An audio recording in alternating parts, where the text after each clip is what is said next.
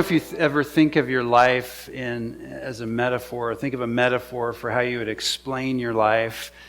If you were, what metaphor would you use? And just to give you an illustration of what I mean by that, let's start with this one. Life is like a box of chocolates. Good job. How did you know? Okay, there's one metaphor. Right, so if life is like a box of chocolates, then you never know what you're going to get, right? So you take a piece of chocolate, unless it's like the See's candies where they actually explain it before your kids come and mix it up. But generally, you don't know what you're going to get. Okay, is that what life is like for you? I never know what tomorrow's going to bring. I never know what I'm going to get. I never know who I'm going to meet or that kind of thing. And for some of you, that's exciting. For some of that's excruciating.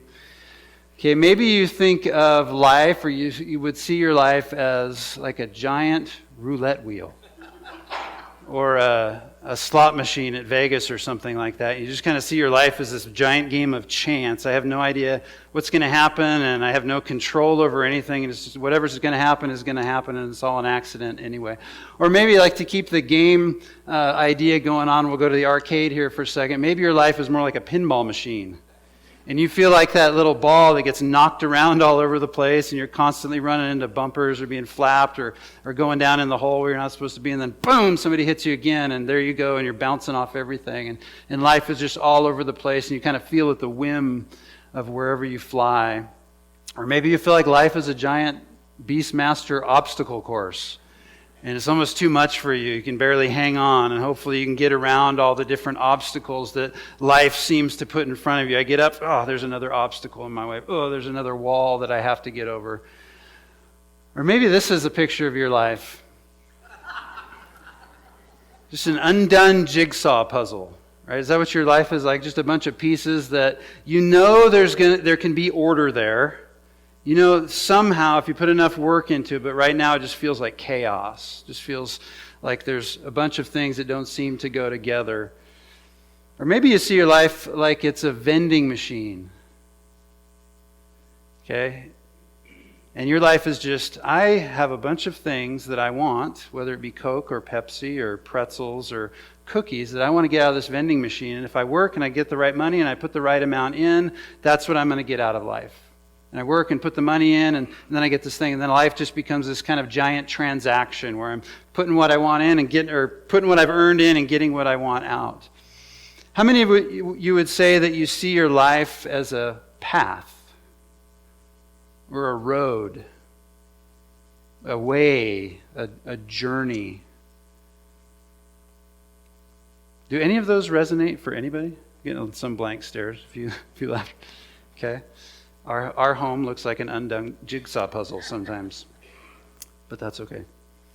From the very beginning of the book of Proverbs, Proverbs employs this metaphor of a path or a way or a road to describe our lives. And life in Proverbs is a journey, which means that it has a beginning and it has an end. It has a point of origin and a destination, a specific place that it is going. And as with any journey, even if there's only one destination, and we all have only one destination, there can be many different routes. There can be many different roads that we take, and the roads have character. There can be good roads and there can be bad roads.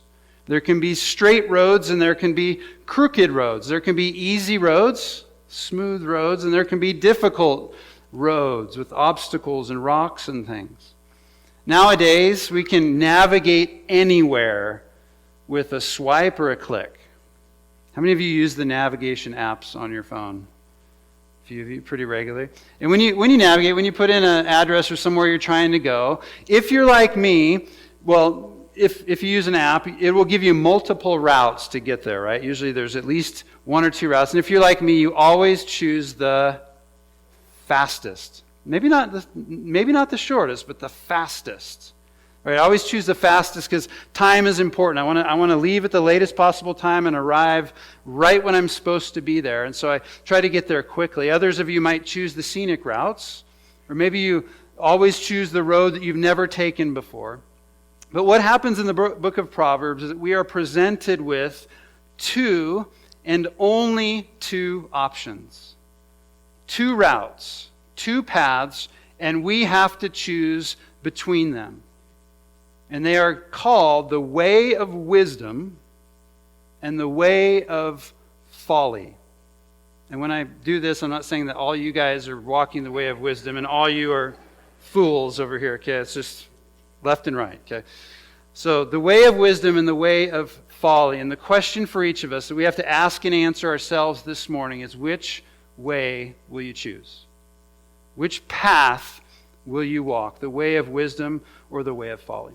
Now let's back up a little bit to the very beginning of Proverbs to get a little bit of context, a little bit of feel for the purpose of the book, which is laid out in the very first few verses of Proverbs chapter 1. So begin with me here at the very first verse. The Proverbs of Solomon, son of David, king of Israel. To know wisdom and instruction, to understand words of insight, to receive instruction in wise dealing, in righteousness, in justice, and equity. So right off the bat, these few verses tell us that the book is written to impart wisdom, to impart understanding, to impart instruction. It is insight for wise living. And we already have seen a couple weeks ago that wisdom isn't simply intelligence. It's not just book smarts. It's not just knowledge or understanding. But wise living accords with the ways of God, with the ways that God has created His world. And so to walk in the way of wisdom, to have true instruction and wisdom, is to walk in the ways of the law of the covenant God, Yahweh. Is to walk, as verse 3 says, in righteousness and justice and equity. It's to walk the right road. Let's continue on, verse 4. To give prudence, the purpose of the book, to give prudence to the simple, knowledge and discretion to the youth. Let the wise hear and increase in learning, and the one who understands obtain guidance. To understand a proverb and a saying, the words of the wise in their riddles. And these few verses remind us that life is a journey, and Proverbs is acting, if you will, as a roadmap. It's acting as a guide for navigating through God's world. Remember that we defined wisdom a couple weeks ago as the skill of living in God's world. And verse 4 describes this skill. Indeed, it's to be given to the simple and the young, a skill to be given to those who do not yet have it. And the skill is called prudence or discretion. And what prudence and discretion are abilities to carefully consider, see, and navigate the paths of the Lord. To navigate the paths of life in the context, verse 7 tells us, of the fear of the Lord. The fear of the Lord is the beginning of knowledge. Fools despise wisdom and instruction. And so this book is given to us to impart wisdom so that we might walk the road and have insight and prudence, discretion to know the right way, to know how to walk on the way that God's put before us. Now, there's a very particular audience as well in the book of Proverbs. It's written from the perspective of a father who in verse 1 is identified as King Solomon. Now, whether or not King Solomon wrote the entire book, probably not. It's probably a collection of wisdom that was put in his name because he was the wise king. And here's the picture now of the wise king, the father Solomon, imparting wisdom to his son. And so throughout the first 9 chapters, we see over and over again, I put the verses on the screen there, over and over again, it's a father talking to his son. Son, listen to me. Son, take heed. Son, pay attention. Son, run the other way in certain instances. We'll see those in just a few minutes. And the son might be simple. And the word simple there doesn't mean an idiot. It just means that they're young, that they're naive, yet still teachable, able to learn, able to walk along the road as taught, which is opposed to the foolish person in Proverbs, which is one whose ears are closed and will not listen to guidance or instruction. So the son could be simple, but the son, as we see in verse 5, could also be wise. Let the wise son hear and increase in learning. The one who understands obtain guidance. So here even is humility. You can be wise and yet still humble. Still open to growing, still open to learning. And so he says to both of them, the simple and the wise, these are for you, that you may better walk in the ways of the Lord. So the book is being addressed to young men or sons. But that doesn't mean, of course, that the proverbs or the sayings or the words of the wise, the riddles that we see in verse 6, it doesn't mean that those are only reserved for young men and everyone else is off the hook. The point is that those who have gone ahead of all of us, fathers and mothers, are tasked with passing down wisdom and knowledge to the next generation. Just even as we spoke about in that baby dedication, the same kind of thing. We are tasked with looking back to those who have gone ahead to learn. And so Proverbs is modeled on this father-son relationship, but it's really written to anyone who will listen. It's written to anyone who wants to know how to walk in the way of wisdom. All of us can learn wisdom and prudence. Every single one of us, male or female, young or old, have something to learn because none of us has reached the end of the road yet. I don't think there's any dead people in here right now. So most of us have at least a few more seconds, minutes, maybe hours and days left in our journey. And since we have time left in our journey, we have something that we can learn. We can grow in wisdom because we don't know it all. And so even though you may be an old dog, you can still learn new tricks. That's part of the message here as we open the book of Proverbs, that for the humble, the opportunity to learn and grow is never gone. For the humble, the opportunity to grow is never gone. So here we have, now hopefully we're listening, we have two ways. So let's return to that metaphor, the road, the way, the path. And the two roads that we can take are either the way of wisdom or the way of folly, the way of foolishness. And we're going to look at these. First, we're going to look at the way of folly because that's where Proverbs starts. Right after this introduction, the author goes right into warning against the way of folly. So let's look at the way of folly, then the way of wisdom. So the way of folly. The wise father of Proverbs begins by warning us away from dangerous and evil paths, the paths of folly, which are frequented by violent people. So look at verses 15 and 16 of chapter 1. My son, and in all these verses I'm going to show you, you will see something of the way, that metaphor, the way, the path, the road, the feet, walking. My son, do not walk in the way with them. Hold back your foot from their paths, for their feet run to evil, and they make haste to shed blood. Chapter 3, verse 31. Do not envy a man of violence, and do not choose any of his ways. The way of folly is a way of violence. The way of folly is also a dark, evil, and crooked path. So chapter 4, verse 19. The way of the wicked is like deep darkness. They do not know over what they stumble. Ever get up in the middle of the night and try to make your way like to the kitchen?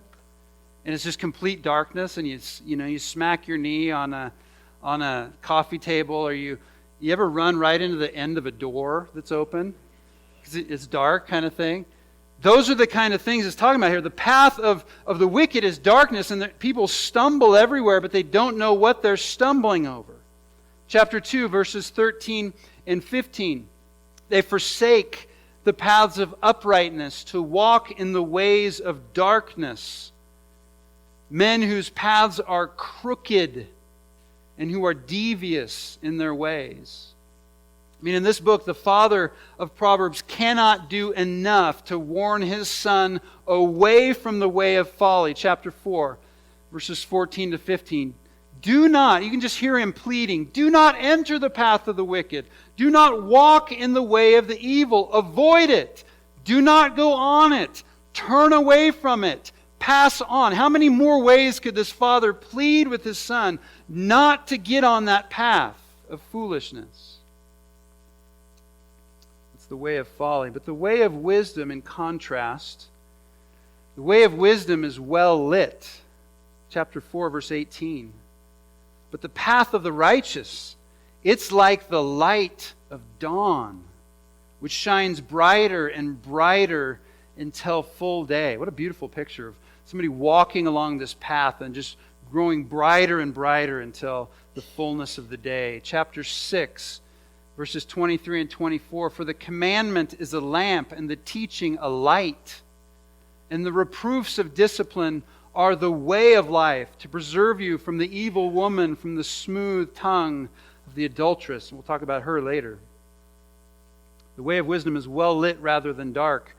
Likewise, the way of wisdom is straight rather than crooked. Chapter 4, verses 25 to 27. Let your eyes look directly forward, and your gaze be straight before you. Ponder the path of your feet. Then all your ways will be sure. Do not swerve to the right or to the left. Turn your foot away from evil. The path of wisdom is straight. And the way of wisdom is characterized in Proverbs as living in accordance with God's laws, which are all based in His character. So in a sense, it's walking the way that God would walk. You ever see those WWJD bracelets? Anybody have one of those? What would Jesus do? It's this picture of this is the way He would walk because this is His character. And so we'll walk in the same kind of way, the way of wisdom. Chapter 2, verse 9. Then you will understand righteousness and justice and equity, every good path. It's not just a path, it's a good path. It's a path of righteousness that looks like Him. Chapter 2, verse 20. So you will walk in the way of the good and keep to the paths of the righteous. These are the ways of God. The way of wisdom is also well guarded. It's well guarded by the Lord because He loves and protects all those who walk in His ways. So chapter 2, verses 6 through 8. For the Lord gives wisdom. From His mouth come knowledge and understanding. He stores up sound wisdom for the upright. He is a shield to those who walk in integrity, guarding the paths of justice and watching over the ways of His saints. He guards His people on the way. Chapter 3, verse 23. Then you will walk in your way securely, and your foot will not stumble. Chapter 4, verse 11. I have taught you the way of wisdom. I have led you in the paths of uprightness. When you walk, your step will not be hampered, and if you run, you will not stumble. The way of wisdom is well guarded. And finally, the way of wisdom is not a path that is easily or frequently trodden, because it's a way of intense and oftentimes very counterintuitive trust. Oftentimes it doesn't look like the way that we should go on. There's another path that looks easier. Oftentimes we just have to simply trust that God is making a way. And you know, one of the most famous couple of verses in Proverbs, chapter 3, verse 5 and 6. Trust in the Lord with all of your heart. Do not lean on your own understanding. In all your ways acknowledge Him, and He will make straight your paths. So we have these two ways, the way of folly. You guys are the folly over here, right? The way of folly and the way of wisdom. And as we walk on those paths, as we're here walking, living our lives, in the midst of this journey, Proverbs gives us a choice between these two paths.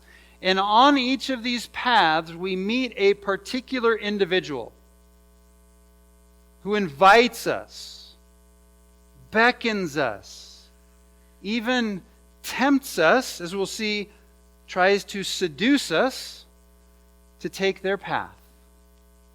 Proverbs presents these as two women. And for the young man, the father to the son, for the young man coming of age, who's the particular audience of the book, the idea of a woman is an alluring thing. As a son grows, right, they move out from the care and the relationship and the nurture of that mother-son relationship and into a relationship or relationships with other women.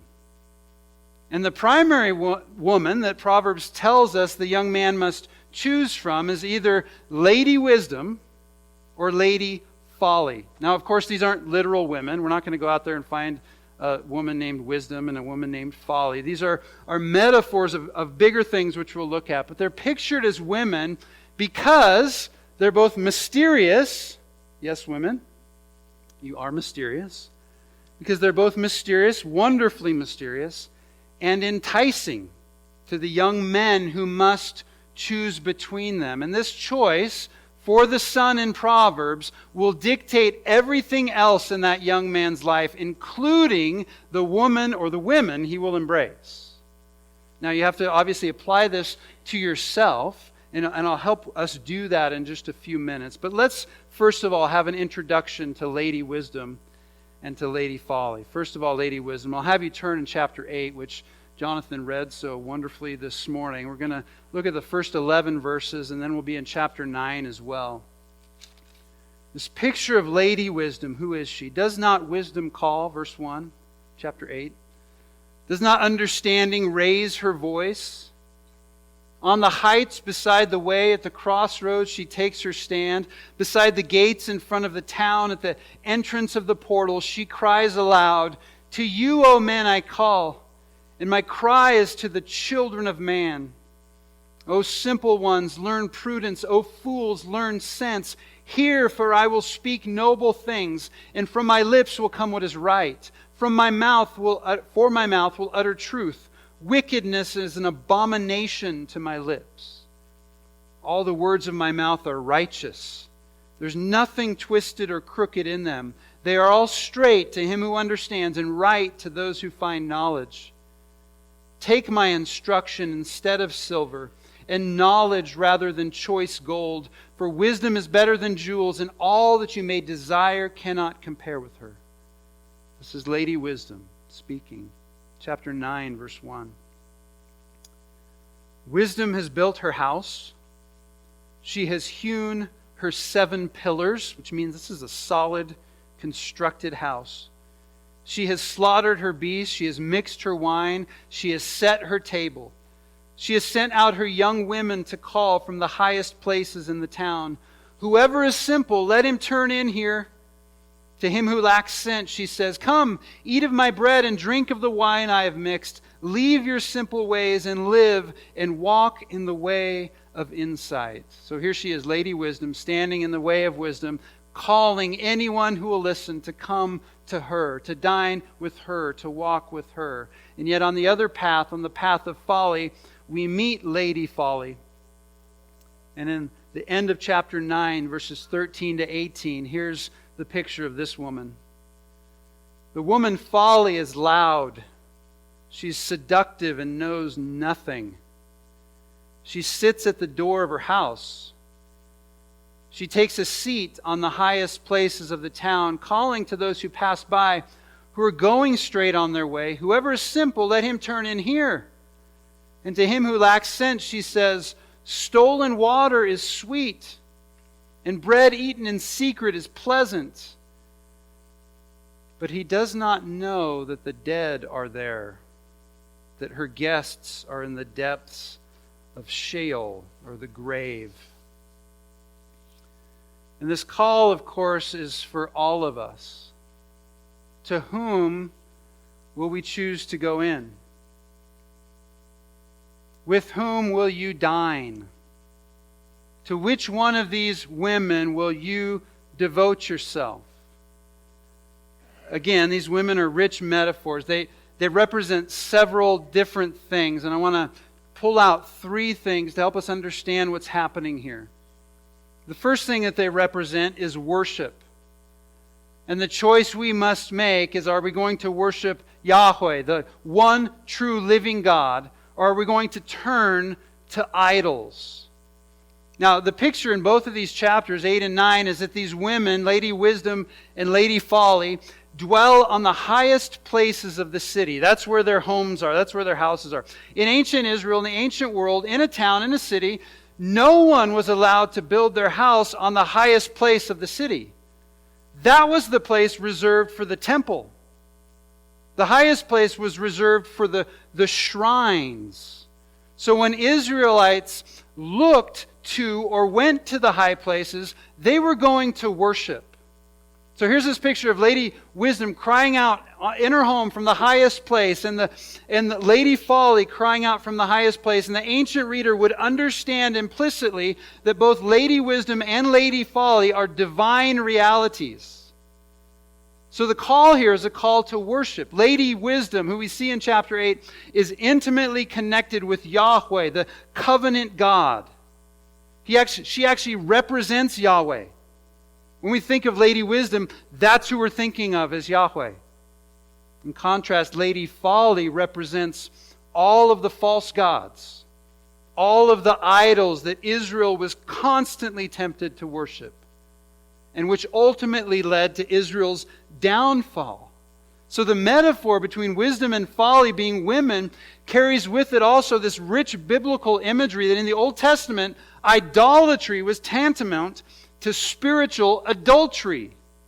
When you turned away from God and worshipped idols, you were committing adultery. You were breaking your covenant with God. So to choose Lady Folly is to embrace idols and reject God Himself.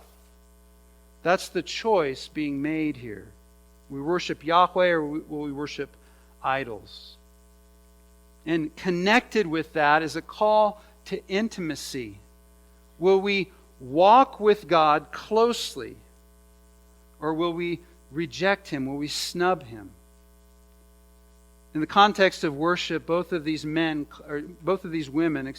call us to a meal. So Lady Wisdom is pictured as laying out this luxurious banquet with fine meats and breads and mixed wines. And it's just this picture of richness and abundant blessing that wisdom has to offer. And on the other hand, Lady Folly in chapter 9, what does she offer? Bread and water, which makes you think of what? Going to jail, right? That's what you eat in jail. So she offers bread and water, and that reminds us of this, this kind of prison, meager ration kind of food. And it's not even her own, right? It's stolen, it's illicit, it's dishonest. And for a woman to invite a man to a meal in this context carries overtones of sexual intimacy. So to dine with someone is to enter into a close relationship with them, into an intimate relationship. But for a woman to invite a man to a meal suggests more than just a simple conversation, more than just like a polite tip of the hat. It's entering into intimate relationship, or a relationship of embrace and devotion. And we're called basically then to entwine ourselves with wisdom or with folly. The Father says to the Son in chapter 7, verses 4 and 5, "Say to wisdom, you are my sister, and call insight your intimate friend." And when you do that, here's what He says will happen. When you do that, it will keep you from the forbidden woman, from the adulteress with her smooth words. So in other words, the Lord calls us into an intimate relationship with Himself, into a unity with Him, and we can either choose to live in that, or we can reject Him. And to embrace Him is to walk with Him, to walk closely with Him, and that is wisdom. But to reject Him is to embrace idols instead, and that is folly. And then finally, the third part of this metaphor is the choice between blessings and curses. We have a choice between Yahweh or idols, intimacy or rejection. This is a choice between life or death. Between God and all His rivals is the choice, which comes with either attendant blessings or cursing. So, what are the blessings of those who choose Lady Wisdom? Well, chapter 2, verse 17 tells us that all her ways are ways of pleasantness, and all her paths are peace. Chapter 8, verses 20 and 21, "I walk in the way of righteousness and the paths of justice, granting an inheritance to those who love me and filling their treasuries."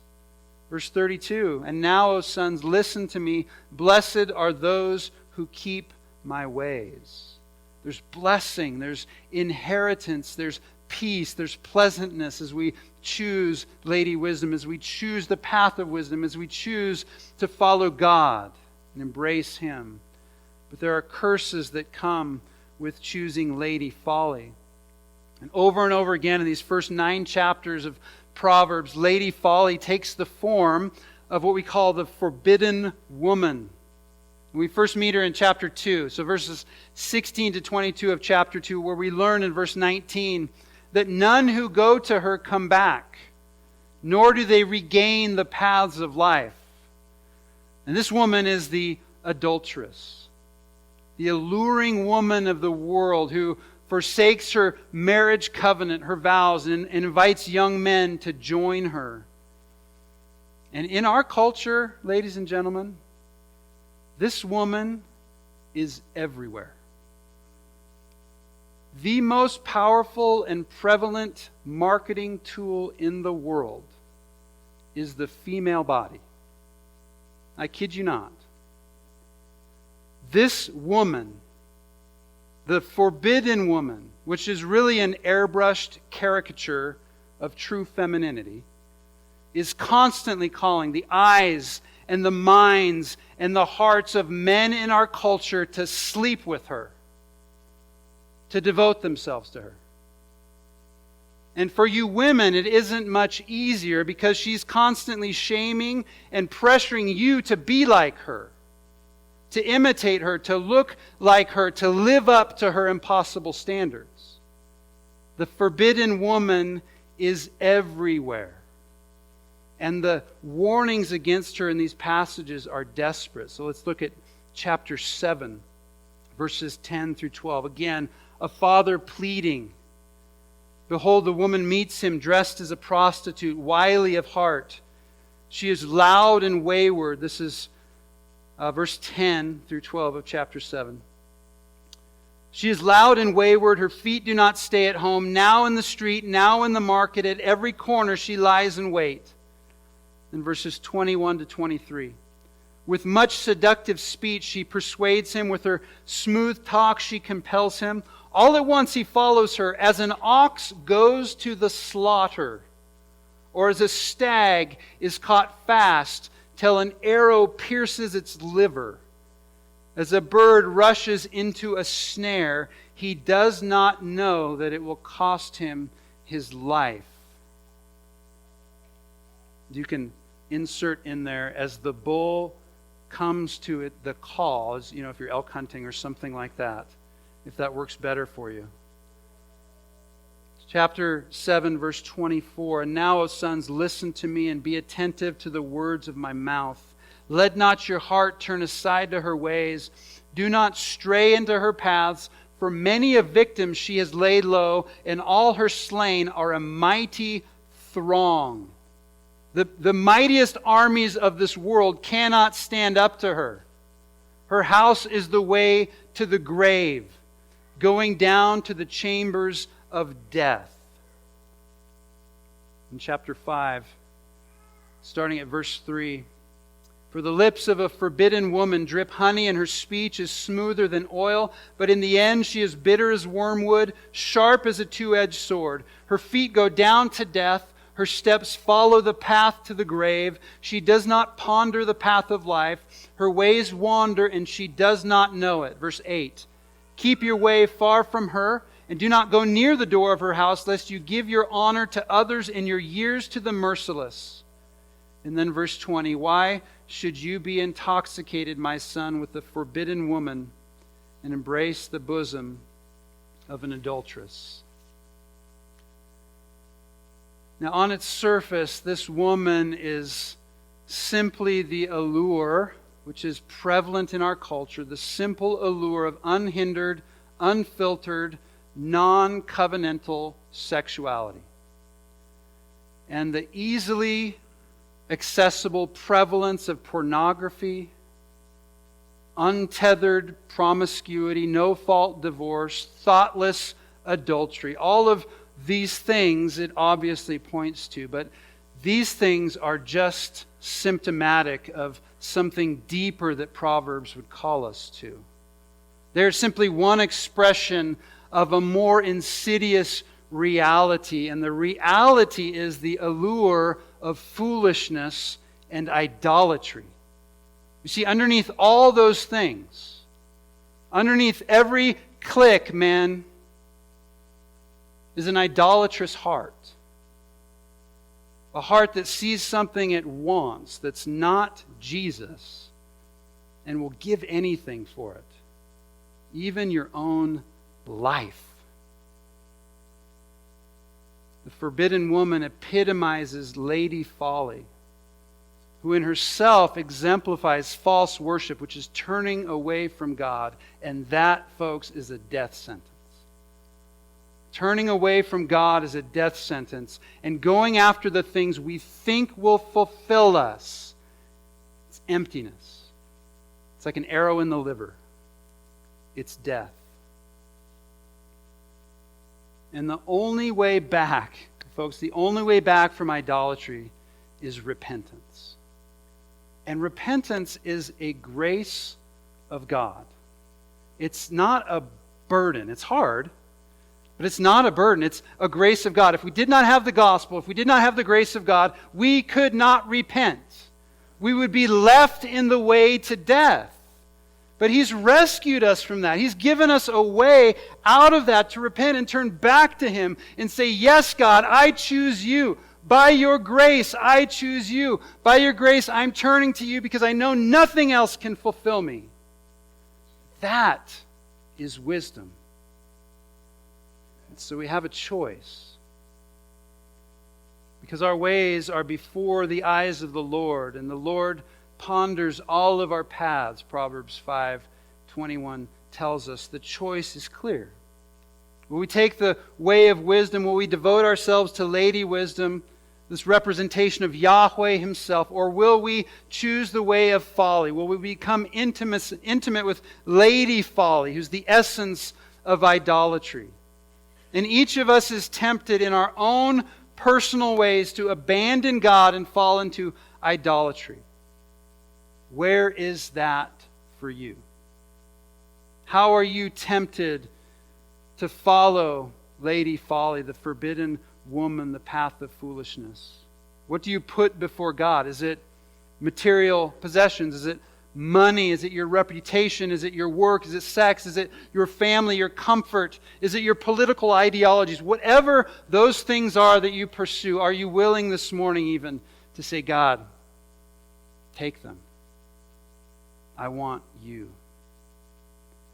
This morning, as each morning, on each Sunday morning, we come to the table, which is a representation of the abundant gift and grace of God poured out for us in Jesus, who offers us His grace, who offers us salvation, who offers us a way of wisdom, a way of life. And the only way onto that road, ladies and gentlemen, is through Jesus Christ. Through putting our faith in Him, through trusting Him for forgiveness, trusting Him to forgive us from turning to idols and to turn us back and point us toward Him, toward His Father. So as we come to the table, we do this every week because we need it every week. We need grace every week because we're constantly being pulled onto the way of folly.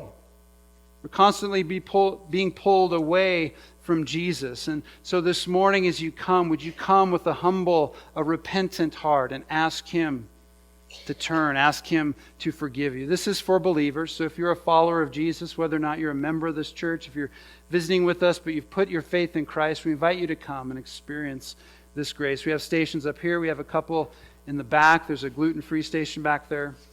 We just encourage you to come and walk in and relish in the good grace of God. Calls us on His path. Would you pray with me? Father, this morning we need wisdom. We need discernment. We need humble hearts. And God, even as our hearts are laid bare before Your Word, before Your Spirit, there are things in them that we do not want to deal with this morning. There are things in our hearts that make us turn our eyes to the ground and run the other way.